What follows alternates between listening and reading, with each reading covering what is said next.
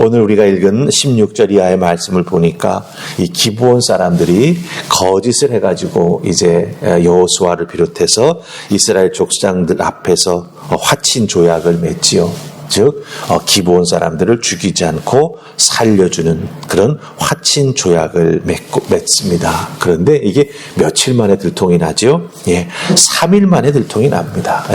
3일 걸어가니까 이 기브온 사람들이 살고 있는 도시가 나타나는 거예요. 그 성읍이 나타나게 되는 것이죠. 자, 그렇다고 한다면 우리는 왜 이 기브온 사람들이 이렇게 쉽게 드러날 그 거짓말을 했을까? 그 이유가 무엇일까라고 하는 것을 우리가 한번 잘 살펴보는 게 중요합니다. 왜 거짓말을 하면서까지도 이들은 이스라엘과 화친을 맺었을까요? 물론 살기 위해서죠. 살기 위해서입니다. 자, 우리 24절 한번 함께 찾아서 읽으십시다. 24절 찾으셨습니까? 같이 읽습니다. 시작. 그들이 여호수아에게 대답하여 이르되 당신의 하나님 여호와께서 그의 종 모세에게 명령하사 이 땅을 다 당신들에게 주고 이 땅의 모든 주민들 당신들 앞에서 멸하라 하신 것이 당신의 종들에게 분명히 들리므로 당신들로 말미암아 우리의 목숨을 잃을까 심히 두려워하여 이같이 하였나이다. 아멘. 여기서 이 기브온 사람들이 말하는 이유가 무엇입니까? 하나님의 명령이 들렸다라고 하는 거죠. 그런데 하나님께서 어떤 명령을 하셨습니까?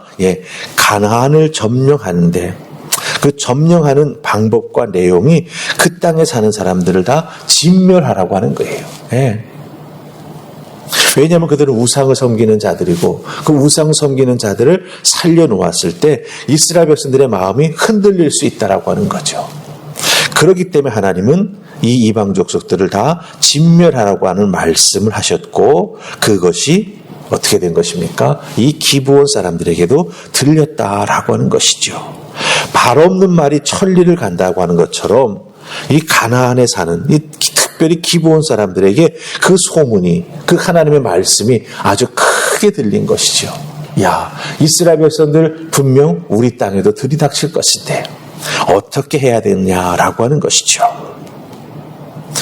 기브온 사람들은 이렇게 말합니다. 당신의 종들에게 분명히 들림으로 우리가 정확하게 듣고 생각하고 판단했다라고 하는 거예요. 즉 소문을 들었지 않습니까? 사람들이 전해주는 말을 들었지 않습니까? 여리고 성이 이렇게 됐대, 아이 성이 이렇게 됐대. 그 소식을 듣고 정말 그럴까? 이런 생각을 하고 있을 때 그들에게는 두 가지 결정할 수 있는 방법이 있었습니다. 9장 1절 2절에 보면은 다른 그 지역의 왕들은 연합군을 이루어 가지고 전쟁을 하기 위해서 싸울 준비를 하고 있었습니다. 이렇게 전쟁을 벌릴 것이냐 아니면 생존을 위해서 특별한 행동, 즉 이스라엘 백성들을 속여서라도 살아남을 것인가, 이것을 결정해야 됐다라고 하는 것이죠. 그런데 이들은 전쟁할 것을 선택하지 아니하였고 속여서라도 화친을 맺자라고 하는 쪽으로 결론을 내었던 것입니다. 듣는 것이 소문이 아니라 실제 상황이 되었다라고 하는 것, 하나님 말씀하신 것은 다 이루어진다라고 하는 것을 그들이 분명히 확인할 수 있었기 때문에 어떻게 한 것입니까?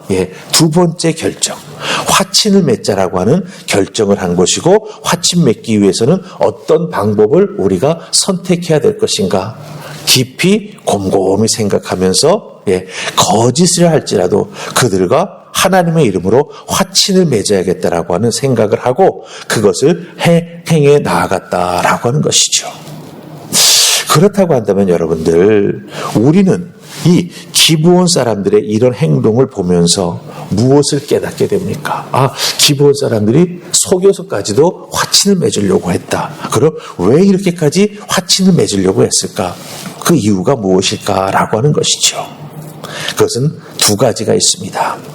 하나님이 어떤 분이신지를 그들이 알았다라고 하는 거죠. 이건 다른 말로 바꾸면 이스라엘 백성들이 행하는 모습과 행동 속에서 하나님이 어떤 분이시다라고 하는 것이 그대로 나타나 보여졌다라고 하는 거예요.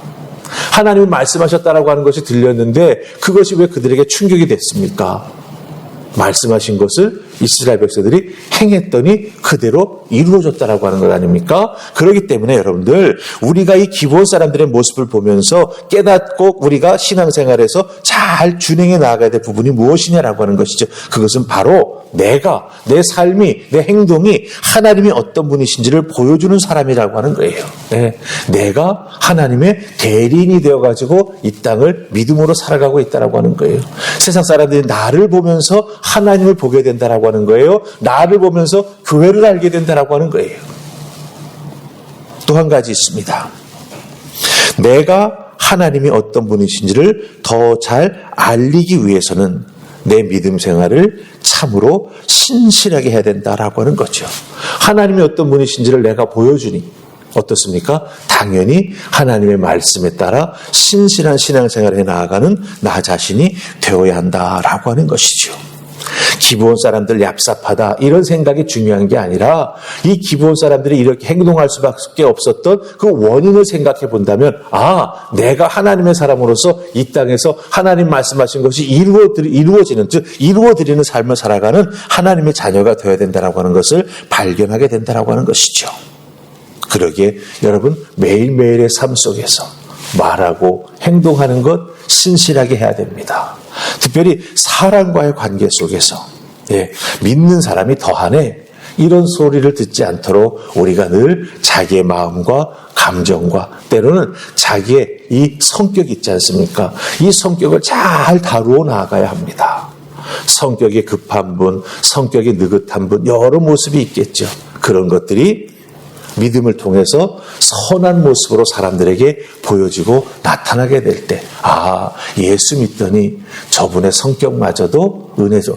보기 좋게 아름답게 바뀌었구나. 이런 소리를 듣는 우리가 다 될 수 있기를 주님의 이름으로 축복합니다. 아멘. 자, 그 다음에 우리 두 번째로 27절 말씀 보십시다. 27절 다 찾으셨습니까? 같이 읽습니다. 시작. 그날의 여호수아가 그들을 여호와께서 택하신 곳에서 회중을 위하며 여호와의 제단을 위하여 나무를 패며 물을 깃는 자도로 삼았더니 오늘까지 이르니라. 아멘. 거짓으로 화친을 맺었지만 그 거짓으로 화친 맺은 것이 들통이 났지만 여호수아는 어떻게 합니까? 그 화친 맺은 것을 그대로 지켜주죠. 그 대신 거짓말을 했었기 때문에 이스라엘의 백성들을 위해서 종으로 살아가도록 또 제단을 위해서 나무를 패며 물을 깃는 자로 살아가도록 사명을 맡깁니다. 근데 여러분들 그 27절 제일 마지막 부분 보세요. 뭐라고 되어 있죠? 오늘까지 이르니라 이렇게 되어 있습니다.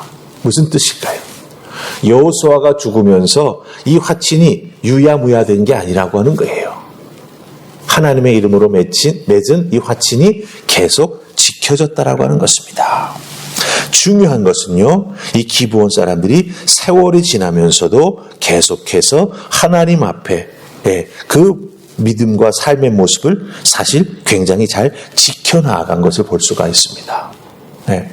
우리가 한 가지 예로 들을 수 있는 게 느헤미야. 여러분들 이 느헤미야는 바벨론의 포로로 잡혀가서 70년 동안 포로 생활하다가 그 다음에 예루살렘의 여러 가지 상황을 듣고 하나님 앞에서 기도하고 고민하다가 이 바벨론의 왕 옆에서 술 시중을 드는 사람이 느헤미야거든요. 근데 왕 옆에서 술 시중을 든다라고 하는 것은 여러분 보통 사람이 아니에요.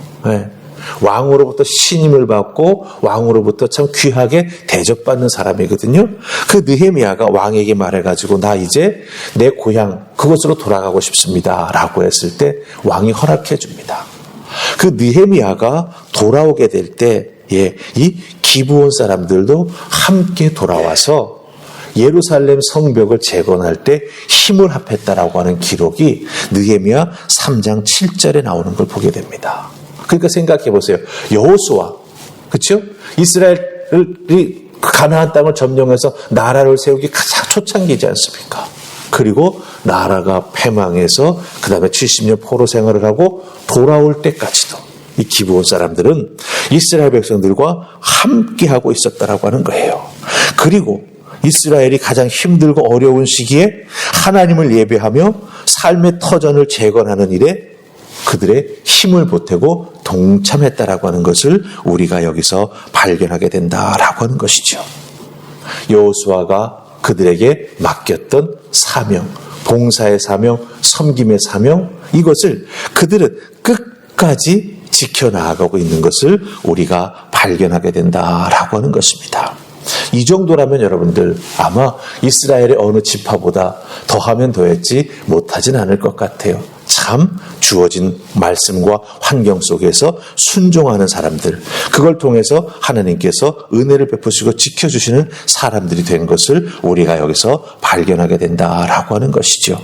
그렇습니다. 하나님 앞에서 우리가 약속했던 것, 그렇죠? 하나님 앞에서 내가 믿음으로 이렇게 살아가야겠다고 내 나름대로 결심했던 것, 그것을 잘 지켜나가는 우리가 되어야 한다라고 하는 것입니다.